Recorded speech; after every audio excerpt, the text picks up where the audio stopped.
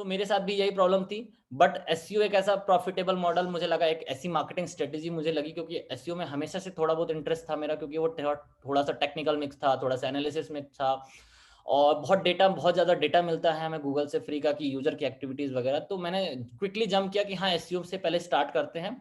जब मैंने दूसरों की वेबसाइट हम रैंक करा सकते हो, तो अपनी वेबसाइट क्यों नहीं रैंक करा सकते। तो वो सारी चीज़ों को समझ के एनालिसिस करके मैंने फिर एक अपनी खुद की वेबसाइट लॉन्च, पहले ही मैं रन करता था अपनी वेबसाइट को, लेकिन इतना ज़्यादा उसको डेडिकेटेड ट्रैफिक नहीं जनरेट करता था उसके ऊपर। सो मैंने कुछ कीवर्ड्स पकड़े, फॉर एग्जांपल आप देख सकते हैं मेरी स्क्रीन, इस कीवर्ड को पिक किया, कुछ रिलेटेड और भी कीवर्ड को पिक किया मैंने। और जिस टाइम पे ये वेबसाइट मैंने रैंक करानी स्टार्ट करी थी, उस टाइम पे मार्केट में बहुत ज़्यादा कॉम्पिटिटर कोई नहीं था। इवन कि दैट टाइम मेरे पास इंटरनेशनल क्लाइंट्स भी आते थे, और बहुत ही मतलब सामने से इनबाउंड लीड्स आती थी, तो बहुत खुशी भी होती थी कि हाँ यार, ये काफ़ी अच्छा मॉडल है। डिजिटल मार्केटिंग से क्या घर बैठ के भी ये किया जा सकता है कि अपनी वेबसाइट को रैंक करा के हम क्लाइंट भी ले सकते हैं, और ट्रैफिक भी जनरेट कर सकते हो, और बहुत ज़्यादा डॉलर्स में भी खेल सकते हैं। सो ये मेरा फर्स्ट बिजनेस था, जिसको मैंने स्टार्ट किया, अपनी पर्सनल वेबसाइट बनाई, और उसको कुछ पर्टिकुलर प्रॉफिटेबल कीवर्ड में मैंने रैंक करा के फिर अपना बिजनेस स्टार्ट किया। यहाँ से मेरे पास बहुत अच्छा बिजनेस आना स्टार्ट हुआ। आज के डेट में ये जो कीवर्ड है, ये लोकल कीवर्ड है। आप इससे इंटरनेशनल रैंक कराना बहुत ही हार्ड है, बट हाँ, लोकली रैंक कराना आसान है। आप चाहो तो कर सकते हो, लेकिन फिर भी धीरे-धीरे इस कीवर्ड पे बहुत ज़्यादा कॉम्पिटिशन बढ़ रहा है। सो बेसिकली कहना ये चाहता हूँ मैं कि जब भी हम डिजिटल मार्केटिंग में आते हैं, तो एसईओ सबसे ज़्यादा एक आप बोल सकते हो एक ऐसा स्किल है, जिससे आप बिना पैसे खर्च किए आप चाहो तो अपने बिज़नेस को ग्रो कर सकते हो। आप उसमें चाहो तो एक अच्छा करियर बना सकते हो। मेरे लिए भी ये चीज़ें वर्क करी, क्योंकि मैंने पर्सनल वेबसाइट रैंक कराई, और उससे उससे मुझे बहुत सारी लीड्स मिली, नेशनल, इंटरनेशनल, इवन दिल्ली के भी बहुत सारे लीड्स आते थे मेरे पास। वो सारा कुछ मेरे लिए इतना ज़्यादा हिट हुआ कि आज के डेट में मैं जितना भी मैंने स्टार्टअप किया, जितनी भी चीज़ें मैंने यूज़ की, इवन विदाउट इन्वेस्टिंग और sorry without any funding, family का कोई सपोर्ट नहीं, फ्रेंड्स का कोई सपोर्ट नहीं, सारा कुछ जो भी पैसा मैंने बनाया, इसी तरीके से मैंने वेबसाइट्स को, अपनी पर्सनल वेबसाइट बनाई, एफिलिएट की वेबसाइट बनाई, बहुत सारे वेबसाइट्स को बनाया मैंने, उसको रैंक कराया, कुछ आप बोल सकते हो नीश ओरिएंटेड वेबसाइट बनाई, उससे पैसे बनाए, उस पैसे को रीइन्वेस्ट करके फिर मैंने मल्टीपल चीज़ों को बिल्ड किया हुआ है। सो अब क्विकली आते हैं, बहुत ज़्यादा इंट्रोडक्शन हो गया मेरे बारे में, अब आते हैं मेन टॉपिक के ऊपर कि what is advance SEO. Advance SEO में आज हम क्या सीखने वाले हैं, आपको थोड़ा-सा मेरी स्टोरी से समझ में आया होगा कि हाँ, एक्चुअली एसईओ वर्क करता है। अगर एसईओ वर्क नहीं करता, तो शायद मैं आपसे बात भी नहीं कर पा रहा होता आज यहाँ पे, और इतना कॉन्फिडेंटली बता भी नहीं रहा होता इस टॉपिक के ऊपर। सो एसईओ बेसिकली सबसे पहले तो ये थोड़ा-सा हम समझने की कोशिश करते हैं। मुझे पता लगता है कि यहाँ पे सबको डेफिनिशन पता होगी एसईओ के बारे में कि एसईओ क्या होता है, लेकिन फिर भी क्विकली मैं बताता हूँ जो मेरा देखने का नज़रिया एसईओ को लेके। बेसिकली जब गूगल स्टार्ट हुआ, याहू स्टार्ट हुआ, बिंग वगैरह ये सारी सर्च इंजन स्टार्ट हुए। सो बहुत सारी कंपनी जो थी, जो गूगल जैसी कंपनीज़ थी, उन्होंने लोगों को इंट्रोड्यूस करना स्टार्ट किया कि आप हमारे यहाँ वेबसाइट, हमारे सर्च इंजन पे आके आप इन्फॉर्मेशन सर्च कर सकते हैं। सो कहीं न कहीं वो इंटरनेट के बारे में इंट्रोडक्शन था, और लोगों को प्लेटफ़ॉर्म के बारे में इंट्रोडक्शन था। धीरे-धीरे 90s से 20s में आते-आते लोगों को पता चला कि हाँ, गूगल पे जाके कुछ भी चीज़ें सर्च किया जा सकता है। सो बेसिकली ये सारी चीज़ें चल ही रही थी, 90s का टाइम चल ही रहा था, और उस टाइम पे गूगल भी इतना एडवांस वर्ज़न नहीं था, इतना ज़्यादा उसके पास टीम नहीं थी, इतने बड़े इंजीनियर्स की टीम नहीं थी कि वो हर एक चीज़ों को टैकल कर सके। सो उसी टाइम पे मार्केटर्स को जब ये समझ में आया कि ये एक प्लेटफ़ॉर्म है, यहाँ इस पे बहुत सारी ऑडियंस आती है, बहुत सारा ट्रैफ़िक आता है, बहुत सारे लोग आते हैं। फिर उन्होंने गूगल की एल्गोरिदम को समझ के, गूगल के प्रोटोकॉल्स को समझ के, गूगल कैसे काम करता है, उन सारी चीज़ों को समझ के, किस तरीके से वो उन वेबसाइट्स के लिस्ट क्रिएट करता है। फॉर एग्ज़ाम्पल कुछ भी आप सर्च करते हैं, लाइक एसईओ ट्रेनिंग आप सर्च करते हैं, तो आज की डेट में जो गूगल का लेआउट है वो काफ़ी चेंज है, बट इन पास्ट में बहुत ही डिफरेंट तरीके से वो दिखता था। सो लोगों को ये समझ में आया कि गूगल पे जो लोग सर्च कर रहे हैं, इन्फॉर्मेशन लेने आ रहे हैं, क्यों ना इस तरीके से इस ऑडियंस को डाइवर्ट किया जाए अपने बिज़नेस के लिए, अपने मार्केटिंग के पर्पज़ से। उस टाइम पे वो इंट्रोड्यूस किया गया सर्च इंजन ऑप्टिमाइजेशन का। सर्च इंजन ऑप्टिमाइजेशन का मतलब ये है कि सर्च रिजल्ट्स जो भी गूगल सर्च टर्म पे काम करती है, उन सर्च टर्म पे अपनी वेबसाइट को रैंक करा के आप ट्रैफिक जनरेट करते हैं। बाकी देन प्रोसेस है कि ट्रैफिक से आप लीड जनरेट कर सकते हो, लीड से आप बिजनेस से जो भी चीज़ आप करना है। उस टाइम से जब चीज़ों को देखा गया कि हाँ, एसईओ एक प्रॉफिटेबल मॉडल है, मार्केटिंग स्ट्रेटेजी है। उस टाइम पे फेसबुक भी नहीं था, उस टाइम पे कोई सोशल मीडिया नहीं था। उस टाइम पे बहुत कुछ भी नहीं था, इवन कि गूगल एड्स भी एसईओ जब एसईओ से बहुत ज़्यादा इन्फॉर्मेशन आने लगी, लोग बहुत ज़्यादा काम करने लगे, फिर उन्होंने इंट्रोड्यूस किया था Google Ads. So Google SEO इतना पुराना है।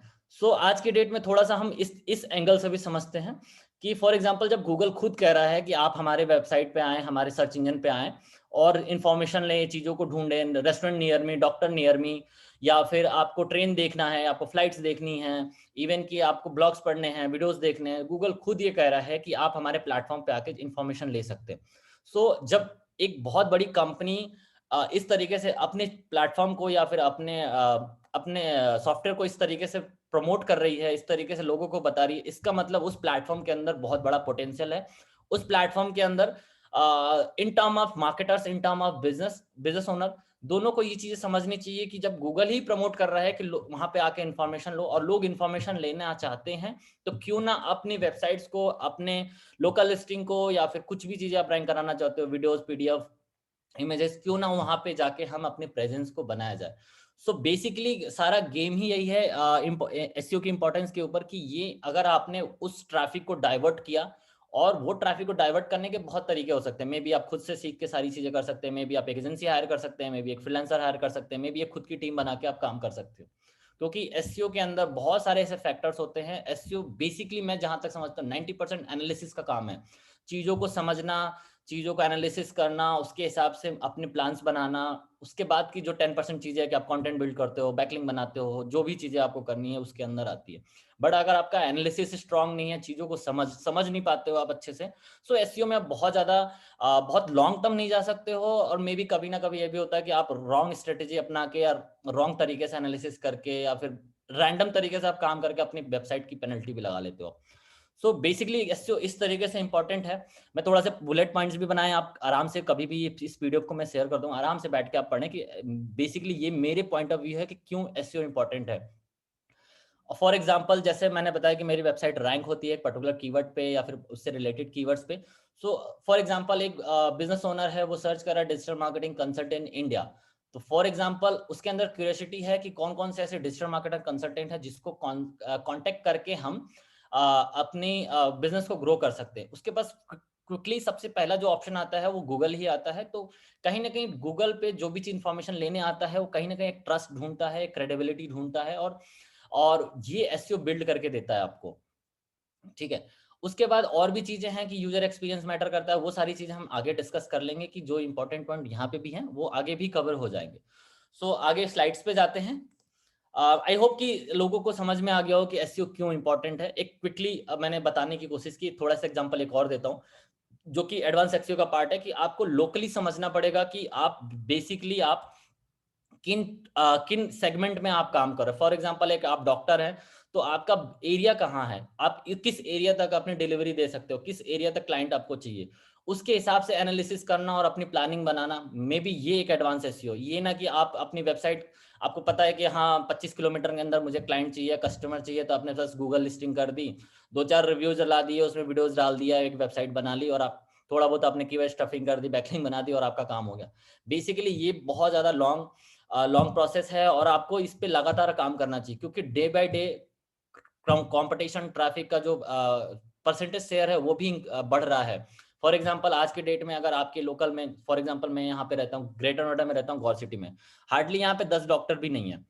सो अगर गौर सिटी की कैपेसिटी है 1 लाख से ज्यादा लोगों को रहने की, अभी यहाँ पे 25,000 लोग भी नहीं रहते। फॉर एग्जाम्पल अगर 1 लाख कैपेसिटी हो जाती है यहाँ पे, सॉरी 1 लाख लोग यहाँ पे रहने आते हैं, सो डॉक्टर जो 10 डॉक्टर थे, फ्यूचर में 1 लाख के हिसाब से लोग अपना अपना बिजनेस यहाँ पे लाके सेटल कर सकते हैं। वहां पे और 10 की जगह 20 डॉक्टर, 50 डॉक्टर आ सकते हैं, इवन 100 डॉक्टर आ सकते हैं। तो कहीं ना कहीं कॉम्पिटिशन डे बाय डे बढ़ने वाला है। तो ये चीजों को क्विकली एनालिसिस करके आपको जंप करना है और प्लानिंग इतनी स्ट्रांग रखनी है कि जब अगर कंपटीशन 5 साल या 10 साल बाद आता भी है तो कहीं ना कहीं आप बीट कर सको उस चीज को। और अब डिफरेंस समझते हैं कि बेसिकली बेसिक एसईओ और एडवांस एसईओ होता क्या है। बहुत ज़्यादा इंटरनेट पे बात की जाती है कि मैं एडवांस पढ़ाता हूँ, मैं एडवांस टेक्निक यूज करता हूँ। बहुत सारे बोलते हैं कि यार तुम बेसिक इस इंस्टीट्यूट में या इस एक्सपर्ट ने या इस कंसल्टेंट ने बेसिक बेसिक चीज़ें बताता है, ये यहाँ पे अवेलेबल है, यहाँ से पढ़ लो, यहाँ से ढूंढ लो। मेरा जो मानना है वो बहुत ज़्यादा डिफरेंशिएट नहीं है in term of techniques, in term of task, की जो बेसिक और एडवांस को डिफरेंशिएट कर सके। मैं पहले ही बता चुका हूँ कि बेसिक और एडवांस को समझने का सिंपल सा तरीका यह है कि आपकी एनालिसिस कितनी स्ट्रांग है। 90% लोग क्या करते हैं, एसईओ को बस स्टार्ट करते हैं, जैसे स्टार्ट की, जैसे फॉर एग्जांपल मैं एक फ्रीलांसर हूँ, मुझे 10,000 रुपए एक वेबसाइट करने का मिल रहा है। सिंपली मैं क्या करूंगा, स्टार्ट करूंगा, उसकी वेबसाइट थोड़ी बहुत एनालिसिस करूंगा, कुछ चीजें फिक्स करूंगा और कंटेंट थोड़ा बहुत फिक्स करूंगा Что और это, स्टार्ट блядь, कर за दूंगा पैक। заклинание? Вы что, пидорас, пидорасин? सो बेसिकली उस वो लोग स्टार्ट कर देते हैं एसईओ करना, और मे भी उनकी रैंक होती है, मे भी रैंक नहीं भी होती है। बट कहीं ना कहीं अगर वो चीज़ों को पहले एनालिसिस करे, टाइम दे और समझे कि उस पर्टिकुलर वेबसाइट के लिए जो आपको 10,000 पे काम पे मिल रहा है, या फिर उस आप किसी एजेंसी में काम करते हो या फिर किसी स्टार्टअप के लिए काम करते हो, बेसिकली अगर उस वेबसाइट का एसईओ करना है तो आपकी प्लानिंग क्या है, अब आपकी अप्रोच क्या होनी चाहिए, आपने कितना रिसर्च करके रखा हुआ है उस पर्टिकुलर कीवर्ड या उस पर्टिकुलर वेबसाइट या उस पर्टिकुलर इंडस्ट्री के ऊपर, ताकि आप एटलीस्ट अगर 6 महीने भी डेडिकेटेड होकर काम करते हैं तो आपकी अप्रोच से कितना आउटपुट जनरेट किया जा सकता है। बहुत सारे लोगों का ये डिस्कशन होता है कि सर एसईओ तो रिजल्ट तो तब आएगा ना जब हम बेसिक एसईओ जब हम एसईओ करना स्टार्ट करेंगे, 6 महीने 7 महीने बाद दिखेगा। ये बहुत ही इलॉजिकल डिस्कशन है कि 6-7 महीने बाद आएगा तब हम देखेंगे, अभी तो हम बस बैकलिंक बना लेते हैं, अभी तो कंटेंट प्रोड्यूस कर लेते हैं। ये अप्रोच से बहुत सारे 90% जो लोग हैं वो पहले ही कंपटीशन से बाहर हो जाते हैं, क्योंकि वो वही इलॉजिकल डिस्कशन, इलॉजिकल अप्रोच की वजह से वो लोग अपनी वेबसाइट को रैंक नहीं करा पाते। क्योंकि अगर आपकी 6 महीने एक पर्टिकुलर इंडस्ट्री को, एक पर्टिकुलर किसी बिजनेस ओनर को या फिर किसी क्लाइंट के लिए आप काम अगर कर रहे हो, बेचारे का 6 महीना आप खराब कर सकते हो अगर आपकी अप्रोच अच्छी नहीं है। तो यही चीजें हैं बेसिकली। एक टॉप जो कंसल्टेंट होते हैं या फिर जो एक्सपर्ट आप बोलते हो जिनको, वो बेसिकली ज्यादातर टाइम इन्वेस्ट करते हैं एनालिसिस के ऊपर, कि ऐसी कौन सी चीज है जिससे उस पर्टिकुलर इंडस्ट्री को रैंक किया जा सकता है, ऐसा क्या क्या काम किया जा सकता है, कॉम्पिटिटर्स ने किया काम क्या क्या है। फॉर एग्जाम्पल जैसे मैंने बताया डॉक्टर वाली बात की है, एक अभी मेरे इलाके में 10 लोग अभी हैं, डॉक्टर भी नहीं है, आगे फ्यूचर में डॉक्टर्स बढ़ने वाले हैं, काम मिलता है तो हम उसको आप देख रहे थे, मैंने स्टार्टिंग से ही रैंक कराया और आज तक वो जिस पोजीशन पे उसी पोजीशन पे, बीच में थोड़ी बहुत फ्लक्चुएट होती है बट वो फ्लक्चुएट बहुत ज्यादा नहीं होती है। इसके पीछे रीजन क्या है कि मैंने कंप्लीट एनालिसिस किया है और जो जिस अप्रोच से काम किया है वो मेरे लिए हिट कर रहा है, और उसी तरीके की टैक्टिक मैं यूज करता हूँ पर्टिकुलर किसी भी वेबसाइट्स के लिए, कि पहले मैं 1-1.5 महीने 2 महीने 3 महीने जो भी मैं इन्वेस्ट करता हूँ, डिपेंड करता है कि इंडस्ट्री कितनी बड़ी है और क्लाइंट कितना बड़ा है या फिर उसमें कंपटीशन कितना बड़ा है। एनालिसिस को प्रायोरिटी ज़्यादा देता हूँ और चीज़ों को समझने की ज़्यादा कोशिश करता हूँ, या मेरी टीम समझने की कोशिश करती है कि इस पर्टिकुलर वेबसाइट के लिए क्या अप्रोच रखनी है हमें। सो यहाँ पे क्लियरली आप पढ़ सकते हैं, आप रीड कर लेना, इस पीडीएफ को आपको शेयर हो जाएगी, तो ऑब्वियसली मैं बार बार रिपीट नहीं करूंगा और ना ही मैं लाइन बाय लाइन आपको पढ़ के सुनाने वाला हूँ। आप आराम से इस पीडीएफ को पढ़ना कि इसमें जो भी पॉइंट्स मैंने लिखे हुए हैं वो लॉजिकल लिखे हुए हैं, और इससे आपको एक माइंडसेट मिलेगा। बेसिकली ये कोई राम कहानी नहीं है, ये सिर्फ और सिर्फ मैंने कुछ पॉइंट्स रखे हैं जिससे आपको एक माइंडसेट मिलेगा, काम करने में हेल्प मिलेगी। मैंने जो भी डिफरेंस समझाने की मैं और कोशिश करूंगा कि बेसिक और एडवांस में बेसिकली किस तरीके से अप्रोच की कमी है और किस तरीके से लोग बेसिक और एडवांस में डिफरेंशिएट करते हैं, कौन लोग एक्सपर्ट में आ जाते हैं और कौन लोग बेसिक ही रह जाते हैं। फॉर एग्जांपल एक मैंने टाइप 1 रखा है कि ये वो लोग हैं जो एसईओ को पहले दिन से स्टार्ट कर देते हैं, ऑन पेज करना स्टार्ट कर देते हैं, ऑफ पेज करना स्टार्ट कर देते हैं, blog writing, technical SEO, site में जो भी चीजें उनको समझ में आती है एक तरफ से वो करना स्टार्ट कर देते हैं। उनके पीछे क्या लॉजिक है, क्या एनालिसिस है, करने की जरूरत है या नहीं है, वो कुछ नहीं समझते हैं। सो बेसिकली वो बेसिक में ही रह जाते हैं, या फिर वही है ओल्ड स्ट्रेटजी बना पे काम कर रहे हैं जो आज से 10 साल पहले लोग यूज करते थे। जबकि आज आज की डेट में गूगल भी चेंज कर चुका है अपने सर्च इंजन की चीजों को, एल्गोरिथम को डे बाई डे चेंज कर रहा है, हर साल नई एल्गोरिथम, वो लोग एल्गोरिथम में चेंज करते हैं, नए नए अपडेट्स लेके आते हैं। तो जब चीजें अपडेट हो रही हैं तो आपको अपनी स्ट्रेटेजी भी अप्रोच और स्ट्रेटेजी भी बदलनी पड़ेगी, और समझना पड़ेगा कि पहले सर्च इंजन कैसे काम करता है। और मैं आपके लिए एक छोटा सा वीडियो ढूंढ के रखा है मैंने, मैं उसको प्ले करूंगा, आप लोग 3 मिनट का वीडियो जरूर देखें और बेसिकली समझने की कोशिश करें कि एडवांस और बेसिक एसईओ में यहीं से डिफरेंशिएट स्टार्ट होता है। फॉर एग्जांपल अगर आपने कहीं से भी पढ़ा है, मुझे नहीं पता कहाँ से आपने एजुकेशन ली हुई है और किस तरीके से आप चीज़ों को अप्रोच करते हो, बट अगर वही वाले फंडे में आप काम करते हो, ऑन पेज कर देते हैं, ऑफ पेज कर देते हैं, विदाउट ये समझने की सर्च इंजन कैसे काम करता है और सर्च इंजन प्रायोरिटी कैसे डिसाइड करता है एक वेबसाइट को रैंक कराने का, जब तक आप वो चीज़ों को नहीं टैकल कर सकते हैं, जब तक वो चीज़ों को एनालिसिस के बिहाफ पे नहीं समझ सकते हैं, तब तक आप बहुत अच्छा नहीं कर सकते हैं एसईओ के अंदर। वही बस आप टाइम पास कर सकते हो वेबसाइट्स को लेके अब, या फिर एक्सपेरिमेंट के टर्म में 2-4 वेबसाइट रैंक करा सकते हो, 10 वेबसाइट रैंक करा सकते हो, बट लाखों करोड़ों का जो ट्रैफिक कंपनीज सोचती है एसईओ के थ्रू, वो लाने के लिए आपकी अप्रोच में चेंज करना पड़ेगा। तो मैं इसको प्ले कर रहा हूं, आप इसको देख सकते हैं।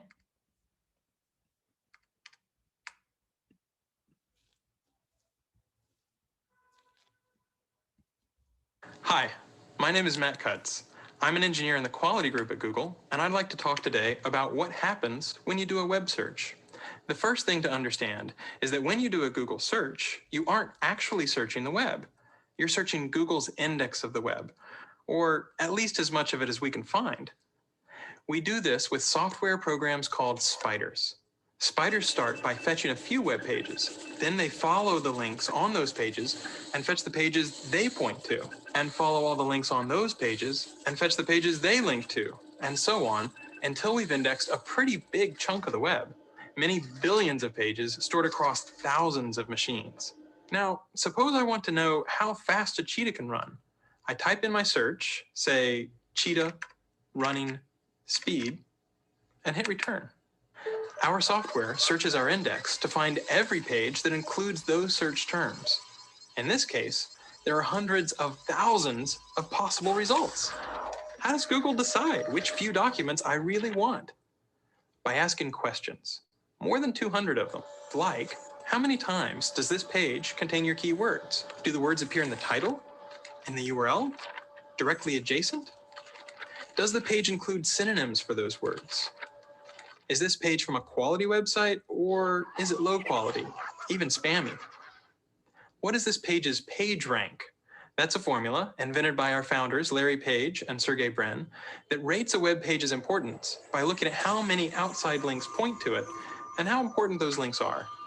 Finally, we combine all those factors together to produce each page's overall score and send you back your search results about half a second after you submit your search. At Google, we take our commitment to delivering useful and impartial search results very seriously. We don't ever accept payment to add a site to our index, update it more often, or improve its ranking. Let's take a look at my search results. Each entry includes a title, a URL, and a snippet of text to help me decide whether this page is what I'm looking for. I also see links to similar pages, Google's most recent stored version of that page, and related searches that I might want to try next. And sometimes, along the right and at the top, I'll see ads. We take our advertising business very seriously as well, both our commitment to deliver the best possible audience for advertisers and to strive to only show ads that you really want to see. We're very careful to distinguish your ads from regular search results. And we won't show you any ads at all if we can't find any that we think will help you find the information you're looking for, which in this case, the cheetah's top running speed is more than 60 miles an hour. Thanks for watching. I hope कि आपको ये समझ में आया होगा जो भी videos था। आप पीपीटी लेके फिर से आप उसको देख लेना वीडियोस को। बेसिकली ये मैं दिखाने का पर्पस यही था कि गूगल खुद ऑफिशियली बताता है कि सर्च इंजन कैसे काम करता है। सो अगर आप उनके छोटे-छोटे वीडियोस से उनके सर्च इंजन कंसोल के चैनल है वहाँ पे भी आप जाके देख सकते हैं। सर्च इंजन की वो सारी एक्सप्लेनेशन बताते हैं कि सर्च इंजन काम कैसे करता है।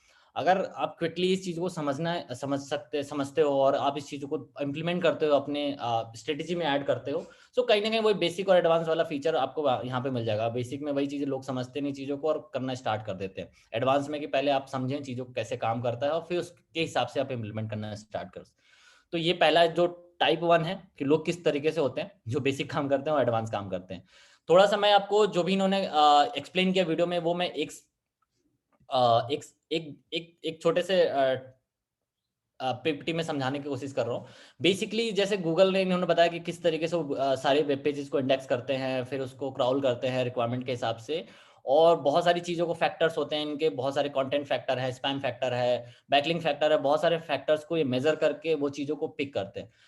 गूगल का जो डेटा सेंटर है, वो डेटा सेंटर कैसे काम करता है, ये भी आपको समझना चाहिए। आप सिंपली जाके गूगल पे सर्च कर सकते हैं गूगल डेटा सेंटर और वो डेटा सेंटर के बारे में भी आप स्टडी कर सकते हैं कि डेटा सेंटर में बेसिकली काम इंजीनियर्स कैसे काम करते हैं, डेटा को किस तरीके से काम पे लगाया जाता है और किस तरीके से उसकी केयर की जाती है। इवन कि आप एक छोटी सी वेबसाइट आप बनाते हैं और उसको गूगल में आप इंडेक्स करते हैं, आप देख सकते हैं कि वो एक डेटा सेंटर में जाके किसी न किसी एक हार्डवेयर में स्टोर होती है।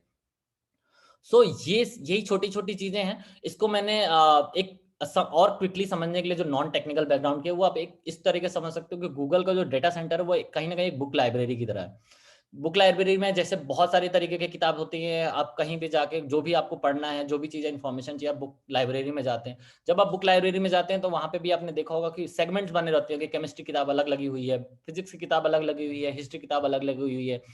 सो इसी तरीके से गूगल भी अपना डेटा सेंटर को मैनेज करता है कि हर एक चीज़ों को पहले ही प्री प्लान करके रखे हुए हैं कि कौन सा इन्फॉर्मेशन कहाँ से पिक करनी है और किस तरीके से पिक करनी है, ताकि उनको फास्ट रिजल्ट देने में आसानी हो और वो अपने यूजर्स को डिस्ट्रैक्ट ना करे, अपने यूजर्स को ज़्यादा से ज़्यादा इन्फॉर्मेशन और सही इन्फॉर्मेशन प्रोवाइड कर सके। सो बेसिकली सारा गेम उन्हीं के हिसाब से है कि गूगल क्या चाहता है और आप क्या दिखाना चाहते हो, सारा सारा लॉजिक इसी चीज़ पे आके आके टिक जाता है। अगर हम चीज़ों को प्रैक्टिकली समझने की कोशिश करते हो, फॉर एग्जांपल जैसे मैंने बताया था कि आप सिंपली जाएँ और गूगल पे सर्च करें। जो भी गूगल पे आपको रिजल्ट्स दिखता है ना, आप इसको बहुत ही डिटेल में समझने की कोशिश करें कि फर्स्ट जो भी मान लो आपने कीवर्ड सर्च किया, फॉर एग्जांपल एसईओ ट्रेनिंग आपने एक कीवर्ड सर्च किया। सो मेरा जो सबसे बड़ा जो ट्रिक है, मैं ये सबसे पहले ना रिलेटेड सर्च को देखता हूँ। फॉर एग्जांपल कि अगर मैं एसईओ ट्रेनिंग चाहता हूँ तो एसईओ रिलेटेड और लोग क्या-क्या लोग सर्च कर रहे हैं। सो मैं एज़ अ मार्केटर कभी भी काम नहीं करता हूँ। मैं हमेशा एक यूज़र की तरह काम करता हूँ कि किस तरीके से यूज़र की मेंटालिटी क्या होती है चीज़ों को ढूँढने के लिए और चीज़ों तक पहुँचने के लिए।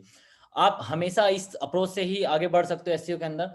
फॉर एग्जांपल अगर मैं एसईओ ट्रेनिंग सर्च कर रहा हूँ तो मैं ये भी सर्च कर सकता हूँ कि एसईओ ट्रेनिंग कोर्स कौन सा हो सकता है, एसईओ कोर्स के अंदर सिलेबस क्या हो सकता है, एसईओ कोर्स की डिटेल्स क्या हो सकती है, और इस तरीके के टर्म्स में मैं एक यूजर जा सकता है। तो गूगल खुद आपको हेल्प कर रहा है, वो खुद अपनी एडवांस चीजें आपको सामने लेके आ रहा है कि आप इन चीजों पे काम करो, इस चीजों को समझने की कोशिश करो। फॉर एग्जांपल अगर आप इसी कोई से इसमें टर्म्स को चेंज करते हो, फॉर एग्जांपल मैंने एसईओ ट्रेनिंग कोर्स भी अगर मैंने किया तो यहाँ पे और आपको रिलेटेड सर्च देखने को मिलेगा। ठीक है, तो इन चीजों को समझने की कोशिश करें। फॉर एग्जांपल कि बहुत सारे लोग लगते हैं कि सर्च इंजन में सिर्फ इसी पेज को रैंक कराने से ही आपका ट्रैफिक जनरेट कर सकता है, बट कहीं ना कहीं आप इन चीजों को मिस करते हो कि गूगल ने खुद कैटेगरीज बनाई हुई है, वीडियोस का सेगमेंट अलग किया हुआ है, उसने इमेजेस का सेगमेंट अलग किया हुआ है, न्यूज का सेगमेंट अलग किया हुआ है, मैप का सेगमेंट अलग किया हुआ है, और वो प्रैक्टिकली चाहता है कि जो यूजर आए वो जो चाहता है उसी को ये मिले। फॉर एग्जांपल मैं एसईओ ट्रेनिंग कोर्स चाहता हूँ, बट मैं सारे वेबसाइट पे नहीं जाना चाहता हूँ। मैं सिंपली चाहता हूँ कि मुझे फटाक से कोई वीडियोस मिल जाए और मैं देख के अब मुझे जो जानना है, जो सीखना है, मैं सीख लूँ। फॉर एग्जाम्पल बहुत सारे लोग एसईओ ट्रेनिंग के बारे में, फॉर एग्जाम्पल कोर्स तो हटा देते हैं, फॉर एग्जाम्पल एसईओ ट्रेनिंग के बारे में लोग ये जानना चाहते हैं कि न्यूज में क्या आता है, ये इंडस्ट्री कितनी ग्रो कर रही है, इसमें करियर बनाना चाहिए कि नहीं चाहिए। ये सारा कुछ यूजर के हिसाब से आप जब सोचना स्टार्ट करते हो तो वही डिफरेंशिएट आ जाता है एक बेसिक एसईओ करने वाले में और एक एडवांस एसईओ करने वाले में। फॉर एग्जाम्पल अगर आप ये भी आप लेके चल सकते हो कि एसईओ सिर्फ उसी इस तरह का गेम नहीं है कि सिर्फ उसे आपको ट्रैफिक जनरेट करना है वेबसाइट के ऊपर। आप एसईओ को ब्रांड बिल्डिंग की तरह भी यूज कर सकते हैं। फॉर एग्जांपल मेरा नाम डीपी विश्वकर्मा है, अगर फॉर एग्जांपल मैं आपको प्रेजेंटेशन दे रहा हूं, आप यहाँ पे जाके अब मेरे बारे में रिसर्च करेंगे कि देखने को कि ये कौन डीपी आज बोल के गया है, जरा इसके बारे में देखते हैं कितनी पोटेंशियल इसके अंदर। आप जैसे ही आप गूगल करते हो आपके पास बहुत सारे रिजल्ट्स मिल जाएंगे मेरे बारे में। मोर देन 100 वेबसाइट्स पे मेरे बारे में कुछ ना कुछ छपा हुआ है, कहीं एक पैराग्राफ, कहीं एक ब्लॉग, या फिर मेरी हिस्ट्री या मेरे इंटरव्यूज, कुछ ना कुछ छपा हुआ है। तो ये कहीं ना कहीं मेरी क्रेडिबिलिटी इंक्रीज करती है, एक ट्रस्ट गेन करती है यूजर का, और मेरे बीच का जो रिलेशनशिप है वो स्ट्रांग करती है।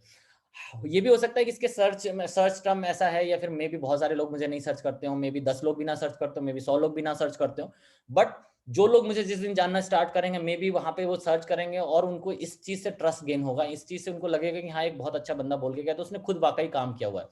और आप ये भी देख सकते हैं कि मैंने हर एक सेगमेंट को कवर किया। फॉर एग्जांपल आप इमेजेस में भी जाते हो तो आपको बहुत सारे इमेजेस मिलेंगे मेरे बारे में।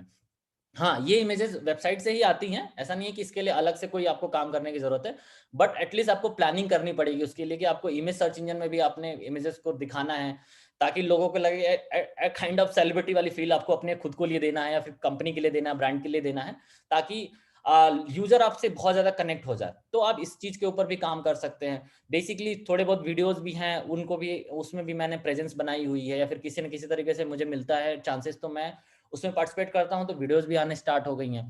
भाई लकली आप बोल सकते हो न्यूज़ भी धीरे धीरे मेरे बारे में स्टार्ट हो गई हैं। कुछ ना कुछ मैं क्रिएट करता रहता हूँ, कुछ ना कुछ मैं करता रहता हूँ। फॉर एग्जांपल पत्रिका में मेरा आया, बिजनेस वर्ल्ड में आया, फाइनेंशियल एक्सप्रेस में आया, इंडियन एक्सप्रेस में आया, और डे बाय डे कुछ ना कुछ फीचर होता रहता है। सो समझाने का मैं यही बताना चाहता हूँ कि बेसिक और एडवांस में डिफरेंशिएट यही है कि सिर्फ और सिर्फ आप ट्रैफिक ओरिएंटेड काम ना करके इस चीज़ों को समझें कि आप जिस पर्टिकुलर प्रोजेक्ट पे आप काम कर रहे हैं, जिस पर्टिकुलर वेबसाइट पे आप काम कर रहे हैं, उसको किस तरीके, क्या अप्रोच आपको रखना है और किस तरीके से क्रेडिबिलिटी आपको इंक्रीज करनी है सर्च इंजन पे।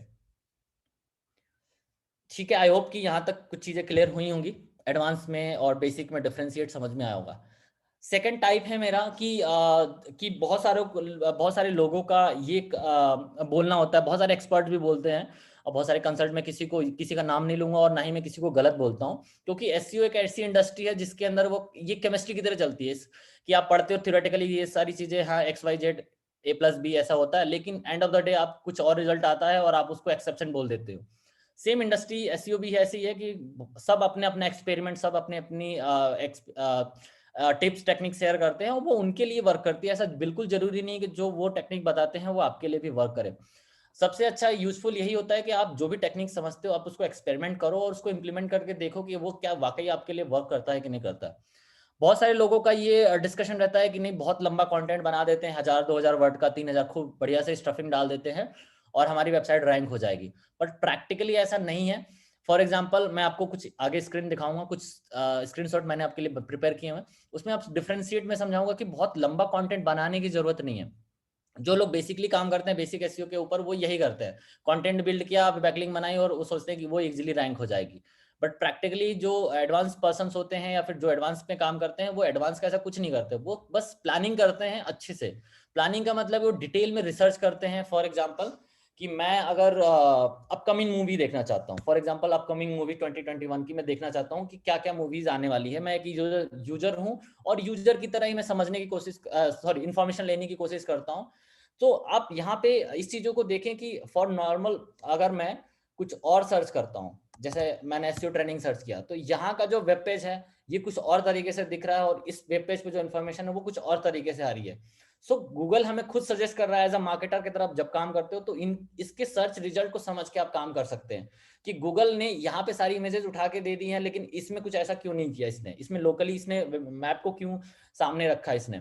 फॉर एग्जाम्पल इसमें किन किन वेबसाइट को प्रायोरिटी दे रहा है या फिर वीडियोस को कितना रैंक करा रहा है। फॉर एग्जाम्पल गूगल का खुद एक Q&A स्टार्ट हो चुका है, इसमें इन्होंने उससे रिलेटेड चीजें डाल देता है वो, या फिर उससे रिलेटेड क्वेरीज को फिल्टर करके यहाँ पे रख देता है, प्लेस कर देता है। तो ये जब आप एक्टिविटी समझते हो कि गूगल का जो रिजल्ट शो करने का जो तरीका है, जो लेआउट इन्होंने बनाया हुआ है, ये आपके बिजनेस को कैसे रिलेट करेगा और आप किस तरीके से, अगर इस सेगमेंट में आपको रैंक करना है तो आपको क्या क्या प्लानिंग करनी पड़ेगी। सो पॉइंट यही है कि डिटेल में रिसर्च करने की बहुत ज्यादा जरूरत है। कीवर्ड एनालिसिस बेसिक में भी करते हैं, एडवांस में भी करते हैं, बस एडवांस वाले कुछ नहीं करते हैं, बस आप वो प्लानिंग अच्छी करते हैं कि कौन से कीवर्ड को पिक करना। फॉर एग्जांपल मैंने अगर ये पिक किया अपकमिंग मूवीज 2021, मे बी ये बहुत ही टफ या हार्ड, सुपर हार्ड कीवर्ड हो सकता है, मे बी इस पर रैंक ना करा सकूं, लेकिन अगर आप डिटेल में रिसर्च करते हैं तो ऐसी बहुत सारे प्रॉफिटेबल कीवर्ड है, जैसे बॉलीवुड मूवीज रिलीजिंग इन जनवरी 2021, इस में भी इस कीवर्ड पे कोई काम ना कर रहा हो और इससे आप ज्यादा ट्रैफिक जनरेट कर सकें, क्योंकि यूजर की एक्टिविटी ऐसी होती है कि स्टार्टिंग में, फॉर एग्जांपल अभी फैब चल रहा है और फैब में आपको पता है कि कौन कौन सी मूवीज आ गई, आपको मार्च में मूवीज जाना है तो आप क्या सर्च कर सकते हो, इसी तरीके से सर्च कर सकते हो। और बहुत सारे मार्केटर इन टर्म्स पे काम नहीं कर रहे हैं, तो आप क्विकली जंप करके उस पर कंटेंट क्रिएट करके और आप रैंक करा सकते हो। रैंक अगर इजिली हो जाता है तो मार्च का जो भी मार्च के अंदर पूरा ट्रैफिक आने वाला है वो आप ग्रैब कर सकते हो। इसी तरीके से मार्च, अप्रैल, फरवरी, जिस मंथ का भी आप चाहो जो अपकमिंग आ रहा है उसके लिए आप प्लानिंग कर सकते हो। तो समझाने की मैं ये कोशिश करना चाह रहा हूं कि जो डिटेल रिसर्च की बात हो रही है, ये सारे पॉइंट्स आते हैं कि यूजर क्या चाहता है, वो किस टाइप का कंटेंट सर्च करना चाहता है और आप आगे फ्यूचर किस चीज का आने वाला है आपकी इंडस्ट्री से रिलेटेड। फॉर एग्जांपल अगर मैं एक ब्लॉग लिखता हूँ मूवीज के बारे में, तो मेरे लिए ये जो मैंने टर्म्स बताया आपको, फॉर एग्जांपल अब बॉलीवुड मूवीज रिलीजिंग इन जनवरी 2021, सो ये मेरे लिए एक बहुत बड़ा प्रॉफिटेबल और ट्रैफिक ओरिएंटेड कीवर्ड हो सकता है। मैं इस पे काम करके ट्रैफिक जनरेट कर सकता हूँ, इवन कि मैं इससे एडवांस वाले पे भी काम कर सकता हूँ। जनवरी, फरवरी, मार्च, अप्रैल सारा मैं एक बार में ही प्रिपेयर करके उसको रैंक करा सकता हूँ, ताकि पूरे साल एक ट्रैफिक का फ्लो बना रहे। तो ये चीजें ही आपको डिफरेंशिएट करती है, आपके काम करने के तरीके में चेंज लाता है। कंटेंट ऑडिट करना, फॉर एग्जांपल कि यूजर की जो नीड है, एक यूजर है वो इसी कीवर्ड को हम लोग लेके चलते हैं, इसी कीवर्ड पे समझने की कोशिश करते हैं। एक यूजर अपकमिंग मूवीज देखना चाहता है या फिर जानना चाहता है या पढ़ना चाहता है उसके बारे में। सो वो कंटेंट किस टाइप का कंटेंट है? फॉर एग्जाम्पल वो कंटेंट इंफॉर्मेशन के लिए है, वो कंटेंट फॉर एग्जाम्पल कोई टिकट बुक करना चाहता है या फिर कोई सिर्फ और सिर्फ जानना चाहता है, कोई वीडियोस देखना चाहता है, तो वो कंटेंट की रिक्वायरमेंट क्या है? Give me 1 minute. हाँ,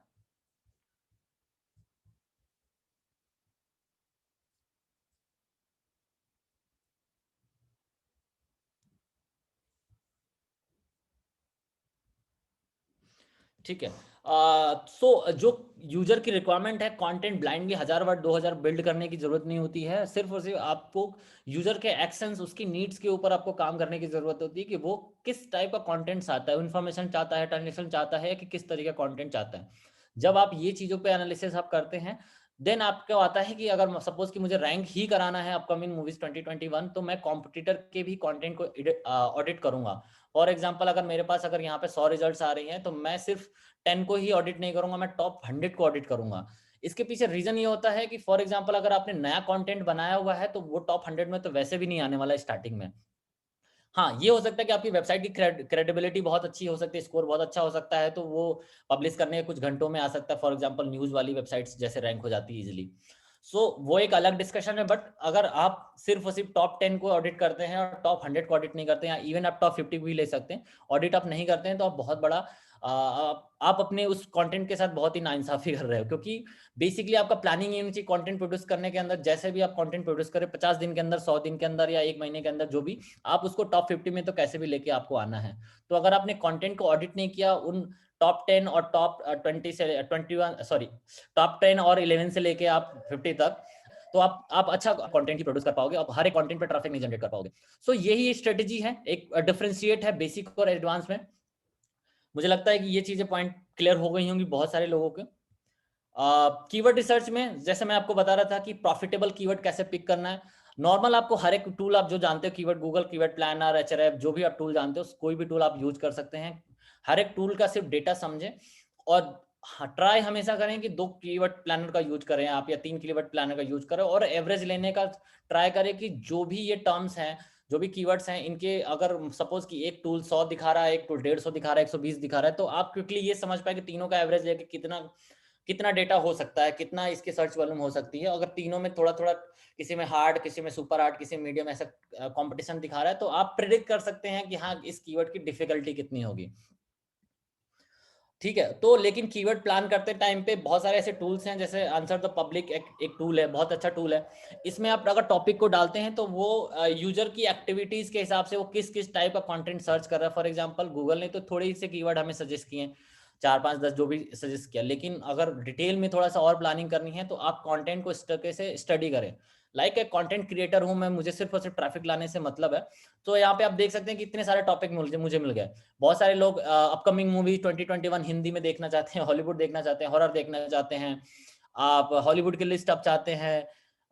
फॉर एग्जांपल बाय मंथ कोई सर्च करना चाहता है कि वो एक ही पेज पे आए और हर महीने का देख ले कि हाँ कौन कौन सी मूवीज आ रही हैं। कोई सलमान खान का देखना चाहता है, कोई ट्रेलर देखना चाहता है। सो आप कंटेंट की प्लानिंग ही इसी हिसाब से आप करना है आपको, कि आपको किस तरीके का ट्रैफिक चाहिए और उसके लिए कितना कंटेंट आपको बिल्ड करना है, और उस कंटेंट को बिल्ड करने के बाद आप कितना टाइम लेते हैं, ऑडिट करने के बाद कितने टाइम लेते हैं उसको रैंक कराने के लिए। आई होप कि कीवर्ड रिसर्च बहुत डिटेल में समझाने की आपको जरूरत नहीं है, क्योंकि मैंने सिर्फ उसे एक माइंडसेट आपको दिया कि कीवर्ड रिसर्च करते टाइम पे किन किन चीजों को ध्यान में देना चाहिए। जिस तरीके से मैं आपको बता रहा था कि फॉर एग्जांपल कि कंटेंट 1000 2000 वर्ड का ही बिल्ड करने से रैंक हो जाता है, एक मिथ है। आप क्विकली आप जब इस कीवर्ड पे आप जाते हैं, तो ऐसे 2 वेबसाइट्स मैं आपको दिखाता हूं, जिसका मैंने स्क्रीनशॉट भी रखा हुआ था।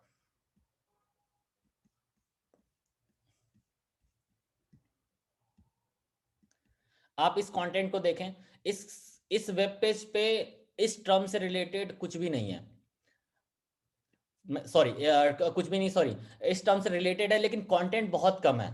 फॉर एग्जांपल आप देखते हैं सिर्फ और सिर्फ एक पैराग्राफ ही इन्होंने डाला हुआ है, और एक पैराग्राफ के बाद इन्होंने सिर्फ लिस्ट दी हुई है कि अपकमिंग कौन है और लेटेस्ट कौन सा है। आप दूसरे वेब पेज पे जाते हैं तो इन्होंने भी सेम कुछ ऐसा ही कर रखा है। गिव मी 1 मिनट, शायद ये आप देख सकते हैं इसको, इन्होंने सिर्फ और सिर्फ एक लाइन लिखी हुई है और लिस्ट बना दिया है। सो आपको ये समझना पड़ेगा कि अगर हम एक पर्टिकुलर कीवर्ड को रैंक कराना चाहते हैं तो उसके लिए हमें हमारी जो कीवर्ड है उसकी पोटेंशियल कितनी है, उसका सेगमेंट कौन सा है, उस पे उसकी रिक्वायरमेंट क्या है, उस पे किस तरह का कंटेंट बिल्ड करना है, और जो हमारे कॉम्पिटिटर हैं उन्होंने अगर कंटेंट बिल्ड किया है तो उनकी कंटेंट किस पैटर्न में उन्होंने बिल्ड किया हुआ है। आप इसी तरीके से आप प्लानिंग कर सकते हैं। हाँ, एक फैक्टर ये भी हो सकता है कि ये न्यूज़ वेबसाइट्स हैं और ये बहुत लंबे कंटेंट और बहुत ज़्यादा कंटेंट प्रोड्यूस करते हैं, इस वजह से इनकी क्रेडिबिलिटी और बहुत सारे फैक्टर्स इनके ऑलरेडी सॉर्टेड हैं, तो इसलिए और ये जल्दी रैंक हो जाती है। बट ऐसा बिल्कुल भी गलत है कि आप जो वेबसाइट्स रैंक हो रही है उसको डी रैंक नहीं कर सकते। ये आपको तब पता चलेगा और कुछ महीने काम करने के बाद पता चलेगा। बट अगर आप छोटे छोटे कीवर्ड और लॉन्ग टेल कीवर्ड और सेगमेंट वाइज कीवर्ड पे आप काम करते हो तो इन वेबसाइट्स को बीट करना बहुत आसान है। फॉर एग्जांपल, उन्होंने सिर्फ एक लिस्ट बनाई है अपकमिंग मूवीज 2021 की, लेकिन उन्होंने हॉरर मूवीज की लिस्ट नहीं बनाई है। मे बी उन्होंने सलमान खान का अलग से एक लिस्ट नहीं बनाया हुआ। इन तरीके के कीवर्ड्स पिक करके आप चाहो तो ग्रो कर सकते हो या फिर अपनी वेबसाइट का ग्रो कर सकते हो। ये हर एक इंडस्ट्री के लिए वैलिड है, ये सिर्फ और सिर्फ क्विकली मैंने समझाने के लिए आपको बनाया हुआ है। आप यहाँ पे उसी का स्क्रीनशॉट मैंने रखा हुआ कि आप देख सकते हैं इस वेबसाइट पे उस कीवर्ड से रिलेटेड बहुत ज़्यादा कंटेंट नहीं है, सिर्फ सिंपल एक लाइन और एक पैराग्राफ इन्होंने पुट किया हुआ है और ये रैंक कर रही है। अगर इसके ट्रैफिक की बात करो तो आप इस पे देख सकते हैं कि कितना ट्रैफिक आ रहा है इस पर्टिकुलर दोनों ब्लॉक के ऊपर। एक वेब पेज 38,000 ट्रैफिक जनरेट कर रही है और एक 83,000 ट्रैफिक जनरेट कर रही है। ये आपको एनालिटिक्स से ही समझ में आएगा कि पर्टिकुलर अगर ये कीवर्ड इतना प्रॉफिटेबल है, इस कीवर्ड पर अगर काम कर सकते हैं, और ये कीवर्ड अगर 2021 के लिए ऐसा कोई कीवर्ड जिस पे इतना ट्रैफिक आ रहा है तो हम 2022 के लिए अभी से प्लानिंग स्टार्ट कर देते हैं, अभी से सारी चीजें करना स्टार्ट कर सकते हैं। आपको यही सारी चीजों को प्रैक्टिकली आप जब एनालिसिस करते हो, डिफरेंशिएट्स देखते हो कि कौन सा कंटेंट, उसकी फ्यूचर कितना है, उसकी नीड कितनी है, उसके बिहाफ पे आप प्लानिंग कर सकते हैं और वही सारी चीजें आपको बेसिक और एडवांस में डिफरेंशिएट करके देगा आपको और आपको बेसिक से एडवांस बना देगा। ठीक है, अब आते हैं टाइप 3 में। आई होप कि यहाँ तक सारी चीजें क्लियर हो गई हैं। अगर कोई भी आपका क्वेश्चन है ना, आप सारा कुछ आप चैट बॉक्स में डाल दें और उसको हम लोग एफएक्यूज में भी डिस्कस कर सकते हैं, क्योंकि लास्ट में मे बी कभी कभी ऐसा होता है कि एफएक्यूज के टाइम पे याद नहीं आता कि कौन सा क्वेश्चन पूछें। तो अगर आपके क्विकली कोई क्वेश्चन आते हैं, आप उसको प्रिपेयर करके रखें और चैट बॉक्स में रख लें या फिर आप अपने पास रखें, एक बार में हम उसको चीजों को डिस्कस करेंगे। टाइप 3 के पास आते हैं। ये भी बहुत बड़ा डिस्कशन का पॉइंट है कि लोग बैकलिंक को लेके बहुत ज्यादा मोटिवेटेड हैं और समझते हैं कि एसईओ का मतलब बैकलिंक ही होता है, बाकी सारी चीजों को इग्नोर करते हैं। सिर्फ और सिर्फ वेबसाइट उठाया और बैकलिंक बनाना इन्होंने स्टार्ट कर दिया और उनको लगता है कि पर डे के 1000 बैकलिंक, 2000 बैकलिंक, महीने के 10,000 बैकलिंक बना दिया तो हमारी वेबसाइट रैंक हो जाएगी। पर प्रैक्टिकली हमें इतनी बैकलिंक्स की जरूरत नहीं होती है। हमें बैकलिंक की जरूरत किस पैटर्न में है और कितनी है वो हमें ऑडिट करके ही पता चलेगा। यहाँ पे आप देख सकते हैं मैंने लिखा हुआ है कि बहुत सारे लोग स्टार्ट कर देते हैं बैकलिंक बनाना और सोचते हैं कि वो रैंक करा लेंगे, और बैकलिंक भी क्या बनाते हैं, डायरेक्टरी बना लिया, कमेंट बना लिया, फोरम बना लिया, सोशल बुक मार्किंग बना लिया। ये सारे बैकलिंक मैं भी बनाता था आज से 5 साल पहले, जब मैंने 5 साल 4 साल पहले जब मैं एसईओ में नया नया था और काम करता था और मेरे पास पैसे भी नहीं थे, तो मैं ये बैकलिंक से ही काम चलाता था, अपना खर्चा चलाता था, समझ लो। कहने का पॉइंट ये है कि ये बैकलिंक खराब नहीं है, ये नहीं कोई, बहुत सारे लोग बोलते हैं खराब है, बहुत सारे लोग बोलते हैं नहीं इससे भी मैंने रैंक करा दिया है। कोई बोलता है मैंने फॉरम लिंक बना के रैंक करा दिया, कोई बोलता है मैं कमेंट रैंक करा के करके मैंने बैकलिंक बना लिया है और रैंक करा लिया है। मे बी उनके लिए वर्क कर सकता है, मे बी उनके लिए, उनकी वेबसाइट के लिए, उनकी इंडस्ट्री के लिए वर्क ना करे। हाँ, ये वेबसाइट ऐसा, ये बैकलिंक्स ऐसे नहीं है कि आप इनको इग्नोर कर सकते हो, आप चाहो तो बना सकते हो, बट इसकी बहुत ज्यादा क्रेडिबिलिटी आपको नहीं मिलेगी। क्रेडिबिलिटी आपको समझनी है और प्रॉफिटेबल बैकलिंक बनानी है और उन कीवर्ड्स को रैंक कराना है। आपको हर एक वेब पेज का हर एक कीवर्ड के हिसाब से आपको ऑडिट करना पड़ेगा कि एक्चुअल में हमें कितनी बैकलिंक की जरूरत है। मैंने यहाँ पे देखा होगा कि मेरा जो फेवरेट टूल है वो एचआरएफ ही है। एचआरएफ के अलावा मुझे और कोई बहुत ज़्यादा टूल पसंद नहीं है।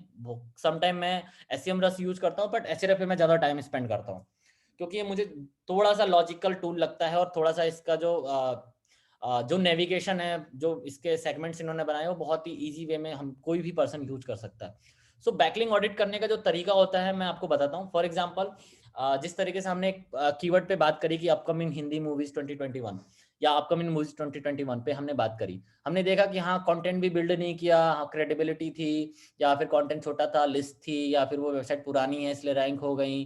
तो ये भी तो आपको समझना चाहिए कि रैंक हो गई, अगर क्रेडिबिलिटी थी तो क्रेडिबिलिटी कैसे आई है। क्रेडिबिलिटी बिल्ड करने का तरीका ही होता है बैकलिंक।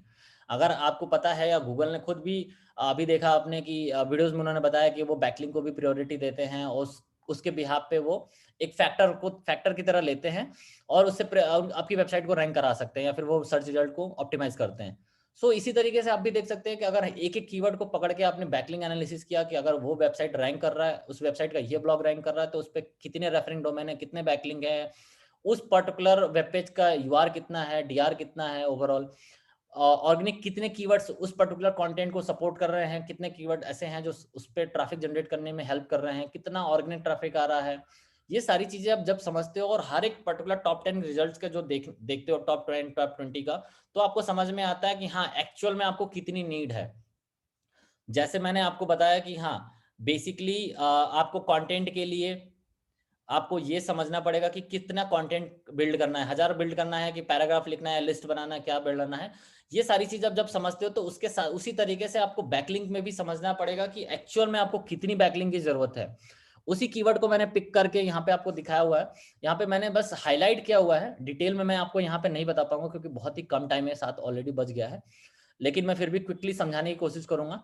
जब आप लोग बैकलिंक एनालिसिस करते हैं पर्टिकुलर एक कीवर्ड का, तो हम ये देखते हैं कि यार यहाँ पे तो 90,000 बैकलिंक बना रखा है, किसी ने 8,000 बैकलिंक बना रखा है, किसी ने 1500 बैकलिंक बना रखा है। क्या एक्चुअल में हमें भी इतना कम करना पड़ेगा? अगर एक कीवर्ड को रैंक कराने के लिए 90,000 बैकलिंक बनाएंगे तो ये तो बहुत लंबा टाइम है। बट प्रैक्टिकली ऐसा नहीं होता है। जब आप प्रैक्टिकली बैकलिंक एनालिसिस आप करते हैं तो आपको सिंपल सा, गिव मी 1 मिनट।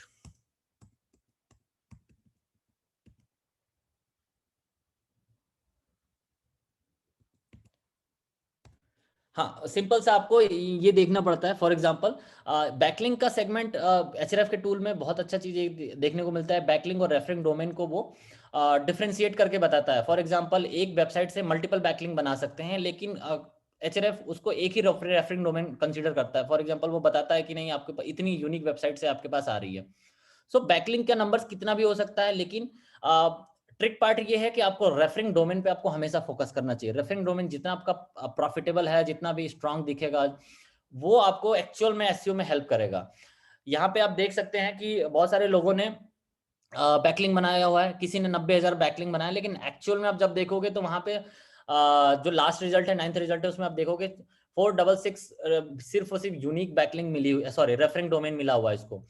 सो आप क्विकली ये समझ सकते हो कि हाँ एक्चुअल में अगर मैंने 400 भी बना दिया, अगर उससे थोड़ा सा प्रॉफिटेबल हो जाएगा तो मेरी वेबसाइट भी रैंक हो जाएगी। फॉर एग्जांपल किसी ने 0 बना है, किसी का 1 बना है, किसी का 61 बना। सो ये जरूरी नहीं कि कंपनी ने खुद ही बैकलिंक बनाया हो, उनकी टीम ने खुद ही बनाया हुआ। कभी कभी क्या होता है कि जब बहुत सारी वेबसाइट रैंक कराना होता है तो आपको रेफरिंग के लिए कुछ कंटेंट को रिकमेंड करना पड़ता है, जैसे कि लोग विकिपीडिया को देते हैं। विकिपीडिया के अंदर इतना इंफॉर्मेशन होने के बाद इतना ट्रैफिक और इतना बैकलिंक उसको इसलिए मिल पा रहा है क्योंकि वो बहुत ही ओरिजिनल वेबसाइट है और बहुत ही पुरानी वेबसाइट है, और उस वेबसाइट को ऑटोमेटिकली लोग बैकलिंक देते हैं। जैसे सपोज कि अगर मैंने कोई चीज, फॉर एग्जांपल मैंने शाहरुख खान के बारे में अगर कोई ब्लॉग लिखा, तो मैं रेफरेंस के लिए विकिपीडिया का लिंक डाल दूंगा कि आप विकिपीडिया पे जाके और डिटेल में पढ़ सकते हैं। सो इसी तरीके से लोगों के बैकलिंक कुछ ऑटोमेटिकली भी बिल्ड होते हैं। सो डिस्कशन ये भी है कि अगर आपका कंटेंट अच्छा है, आप इनिशियली पुश अप लेते हो, तो आपका धीरे धीरे अगर रैंक हो जाता है टॉप 10 के अंदर, तो रेफरिंग डोमेन ऑटोमेटिकली आपका इंक्रीज होने लगता है। सो इन वेबसाइट्स के साथ भी मे बी ये हो सकता है कि इन्होंने, इनकी क्रेडिबिलिटी इतनी ज्यादा है, इनकी वेबसाइट की अथॉरिटी इतनी ज्यादा है, इतना ज्यादा ये ट्रैफिक जनरेट करते हैं, तो जिन्होंने जैसे इन्होंने कंटेंट प्रोड्यूस किया होगा, इनका मे बी इनका टॉप 10 में आ गया होगा, टॉप 20 में आ गया होगा, लोगों ने इनके अपने ब्लॉग के अंदर इनके ब्लॉग को रिकमेंड करना स्टार्ट कर दिया होगा, तो ऑटोमेटिकली इनकी बैकलिंक बिल्ड हो गई होगी। सो क्वेश्चन ये है कि अगर हमें खुद से बनाना है तो हम क्या कर सकते हैं। सो हम क्या करेंगे, डिटेल में इनकी बैकलिंक को स्टडी करेंगे कि कितने ज्यादा पावरफुल बैकलिंक्स इसको मिली हुई है। पर्टिकुलर अगर टाइम्स ऑफ इंडिया की मैं बात करूं, 62 रेफरिंग डोमेन्स मिला है, तो ऐसा कभी नहीं हो सकता कि सारे 62 बैकलिंक्स जो हैं वो सारे ही हाई डीए, हाई पीए या हाई डीआर पीआर के ही होंगे। उसमें से हार्डली 10 या 15 ऐसे बैकलिंक्स हो सकते हैं जो बहुत ज्यादा स्ट्रॉन्ग क्रेडिबिलिटी रखते हैं, जो इनको पास कर रहे हैं, जो इनको लिंक जूस पास कर रहे हैं। ये सारी चीजों को आपको एनालिसिस करना पड़ेगा, और हर एक कंटेंट के लिए आपको बैकलिंक एनालिसिस करना है। ऐसा नहीं है कि आप सिर्फ और सिर्फ एक वेबसाइट पकड़ा और उसी के ऊपर आपने ओवरऑल वेबसाइट की आप बैकलिंक बनाना आप स्टार्ट करते हो और आपकी वेबसाइट रैंक हो जाती है। यहीं पे फेलियर यहीं पे आता है कि आप पूरे वेबसाइट का बैकलिंक बनाओ ना बनाओ वो इंपॉर्टेंट नहीं है, लेकिन जिस कंटेंट को आपको रैंक कराना है उस कंटेंट को आपको उस बैकलिंक देना है। आप इसको थोड़ा सा इस तरीके से समझे, मैं आपको थोड़ा सा एक माइंडसेट और देता हूं कि जैसे सोशल मीडिया काम करता है। फॉर एग्जांपल गूगल का भी पैटर्न कहीं ना कहीं वैसा ही, आप गूगल का पैटर्न भी बोल सकते हैं या फिर गूगल सोशल मीडिया ने गूगल का कॉपी किया, आप ऐसे बोल सकते हो। जिस तरीके से फॉर एग्जांपल ट्विटर पे हम जाते हैं और पर डे के अंदर अगर हम किसी भी टर्म्स के बारे में या किसी भी हैशटैग के बारे में हम ज्यादा डिस्कशन लोगों ने तक सारा रिजल्ट उठा के ट्विटर ट्रेंडिंग में डाल देता है कि इतने लोग इस टॉपिक के ऊपर बात कर रहे हैं। और अगर इवन कि आप जाते हो सोशल मीडिया के अंदर, इंस्टाग्राम या कहीं पे भी जाते हो, बहुत ज्यादा जिस प्लेटफॉर्म पे एंगेजमेंट आता है उस प्लेटफॉर्म जिस कंटेंट पे सबसे ज्यादा एंगेजमेंट आता है उस कंटेंट को ट्रेंडिंग कंटेंट बोलने लगता है या वायरल कंटेंट बोलता है।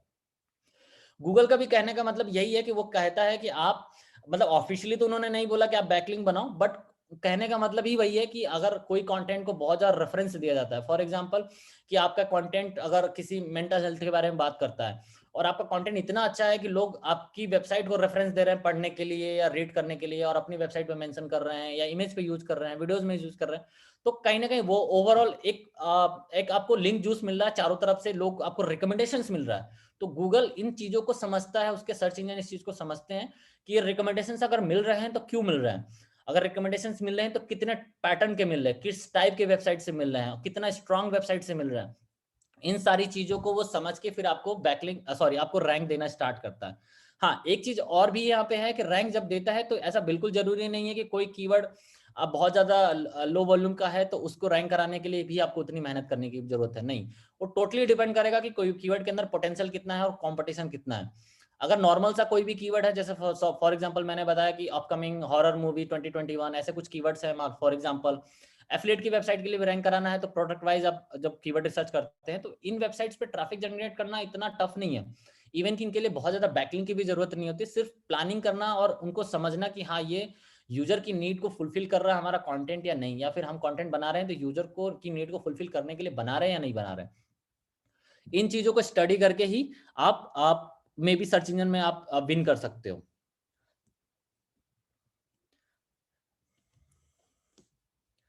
अब नेक्स्ट टाइप पे आते हैं। बेसिकली ये भी टाइप रिलेटेड ही है, वेबसाइट से ही है।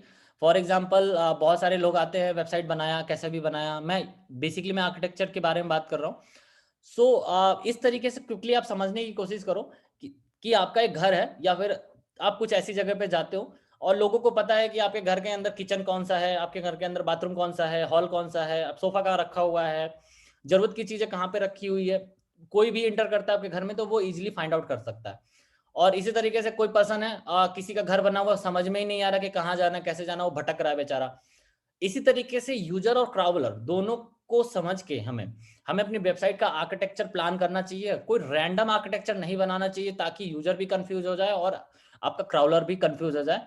क्राउलर को इसलिए समझाना जरूरी है कि कभी कभी क्या होता है, हम एक कंटेंट से दूसरे कंटेंट पे नेविगेट करते हैं। फॉर एग्जांपल अगर एसईओ ट्रेनिंग की आप फ्री कोर्सेज बनाते हो तो आपको अगर एसईओ ट्रेनिंग का कोर्सेज आप बनाते हो तो एक वेब पेज के अंदर आप सारा कंटेंट तो डाल नहीं सकते हो, एक ब्लॉग के अंदर आप सारा कंटेंट डाल नहीं सकते हो। तो आप क्या करोगे, एसईओ ट्रेनिंग का जो कोर्स आप बनाओगे पहले एक इंट्रोडक्शन का पेज बनाओगे, आप कंटेंट आप प्रिपेयर करोगे, फिर आप उसके अंदर ऑन पेज एसईओ का बनाओगे और ऑफ पेज का एसईओ का कंटेंट बनाओगे, आप टेक्निकल एसईओ का कंटेंट बनाओगे, मे बी बैकलिंक के ऊपर अलग से बनाओगे आप, और सारे सबको एक जगह लाके आप प्लेस कर दोगे ताकि यूजर आए और आराम से वो बेचारा एक वेब पेज को रीड करके समझ के वहां पे नेविगेट होके वो चला जाए। इसका जो बेस्ट एग्जांपल है आर्किटेक्चर का, आप कोई भी वेबसाइट आप पिक कर सकते हैं जो ई कॉमर्स में डील करती है, क्योंकि e commerce basically site architecture पे बहुत काम करते हैं और ये कभी नहीं चाहते कि इनका यूजर अगर इनकी वेबसाइट पे आ गया उसकी जो नीड है वो नीड को फुलफिल ना कर सके। वो हर एक चीज को बहुत ही खूबसूरती से प्लेस करते हैं ताकि उनका यूजर जिस चीज को सर्च करने आ रहा है उन चीजों को वो चीजें ढूंढ पाए और वो चीजों को खरीद पाए या पढ़ पाए, जो भी आप ले सकते हैं। फॉर एग्जाम्पल लोगों को ये लग रहा हो कि हाँ ये तो ई कॉमर्स की साइट है, बहुत बड़ी साइट है, इनको एसईओ करने की क्या जरूरत है, तो खुद ही पॉपुलर है। बट कभी भी किसी भी साइट का अगर एसईओ पता करना हो तो आप उसके बॉटम सेगमेंट में जाएं। फॉर एग्जांपल ये जो कंटेंट है ब्रांड डायरेक्टरी जिसको हम बोलते हैं, इतना जो कंटेंट है ये कंटेंट ही प्रोड्यूस किया गया है ताकि इनकी वेबसाइट रैंक हो सके। ठीक है, क्यों किया गया है? क्योंकि ये चाहते हैं कि ऑब्वियस है, कंटेंट इज किंग हमेशा बोला जाता है। क्रेडिबिलिटी होने के बावजूद भी इनकी वेबसाइट अगर किसी सेगमेंट में नहीं रैंक कर रही है तो इसका मतलब ये भी हो सकता है कि इनको और कंटेंट प्रोड्यूस करने की जरूरत है। इसी वजह से मे बी इन्होंने कंटेंट ये प्रोड्यूस किया हो या फिर इस कंटेंट को इन्होंने बताया हो।